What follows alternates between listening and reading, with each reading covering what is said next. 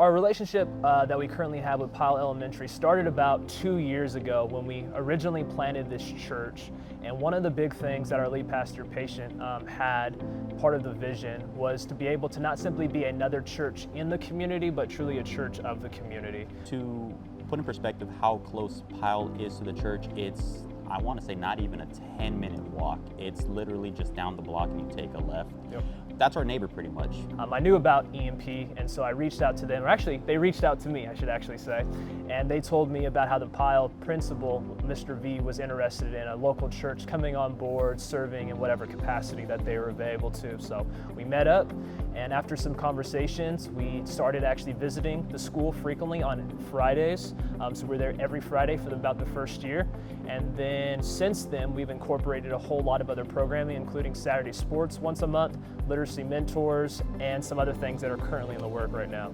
We go during the lunch times of 5th and 6th grade, specifically because the principal recognized, hey, we have a need here. There is a need for mentorship. It was while we were there one given Friday, there's one kid. Most of the kids were like, I don't want nothing to do with because he's crazy, he's wild. There was one of the Fridays and I was there talking to him, or he was coming up talking to me, I should really say.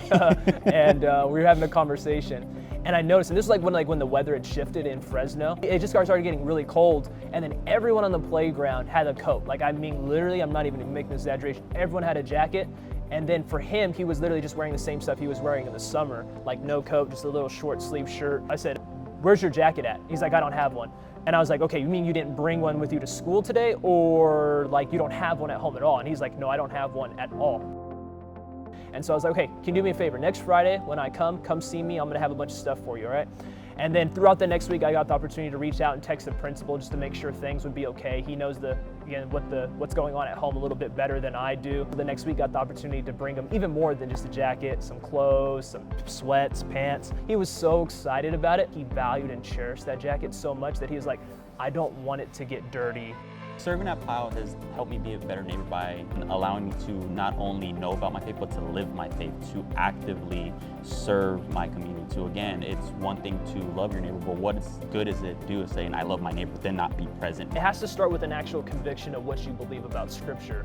To truly be a Christian is someone whose whole life, behavior, relationships, their attitude towards systems, their attitude toward their community, that all shifts and changes to the point where it says, Philippians 2, it's like, I have a other sense. Like, it's not simply about me. Even look at Old Testament texts, and it's like, the things that are being emphasized time and time again is not this weird moral piety. It is ultimately justice, like caring for the poor, the orphan, the widow. And I know that it seems like I'm putting me in a camp, but I don't think it needs to. I think the camp it puts me in is the Jesus camp, who says that there truly is and there should be a care in our community for those who often go unseen. I obviously can't serve and reach every single person and every single need in a community, but I have the opportunity to do something for someone.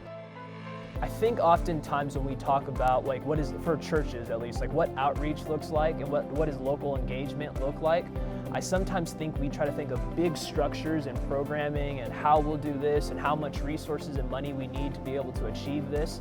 And I think sometimes we overlook the little simple things that don't necessarily require a whole lot of, you can say, manpower, don't necessarily require a whole lot of financial resources. Because honestly, we're newer church plant, we don't have a lot of any of those things that I mentioned.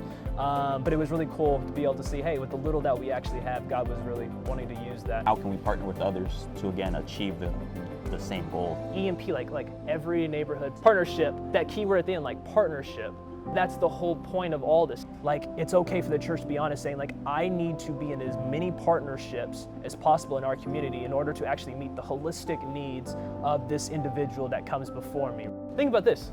God calls us into partnership with Him to be able to be agents of change. That's what the words ambassador of Christ means, representative. You are being image of God. You are being called reconcilers. The question is, though, are we going to live out this faith, or are we going to, again, be content? And sure, you can get to heaven with being content with just a moral sort of self of, I feel good about myself. But I think you're going to miss out on a whole lot of things that God would love to do with you going forward. Okay, I'm done. I'm going to be quiet.